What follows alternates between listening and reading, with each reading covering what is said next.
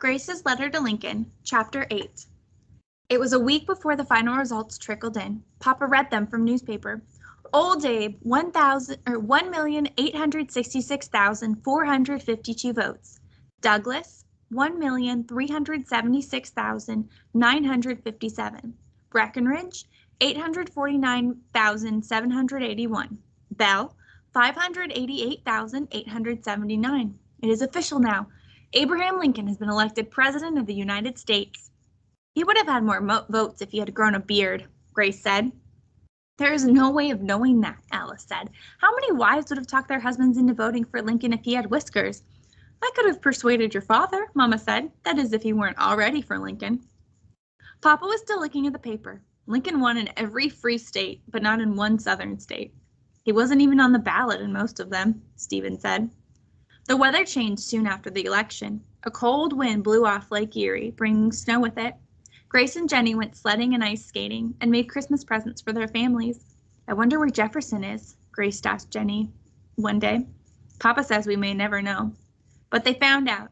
A week before Christmas, Jenny came running to Grace's house. She had a letter from Jefferson. Read it, Grace begged her. Jenny unfolded the letter and read. Dear Mr. and Mrs. McCumber, one of my fellow workers is taking down my words as I cannot write them myself. I got away fine on the railroad.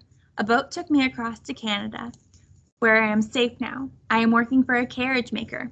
He is nice, but not as nice as Mr. Bedell. Please send my best wishes for Christmas to him and all of his family. Tell Miss Grace she made my heart stop beating when she came to the door that night I caught my train. Tell Miss Jenny thank you for being a decoy to fool the sheriff. I will never forget any of you. Maybe someday I can return to Westfield a free man, especially now Mr. Lincoln is president. Merry Christmas to all. Jefferson. What does it mean at the end? Jefferson, my mark. That X mark is how Jefferson had to sign his name. It's because he can't write it himself. Can you imagine not being able to read or write? Grace said. If I couldn't write, I never could have written to Mr. Lincoln. Pa says it is against the law for slaves to learn to read and write. It is against the law for a white person to even teach them.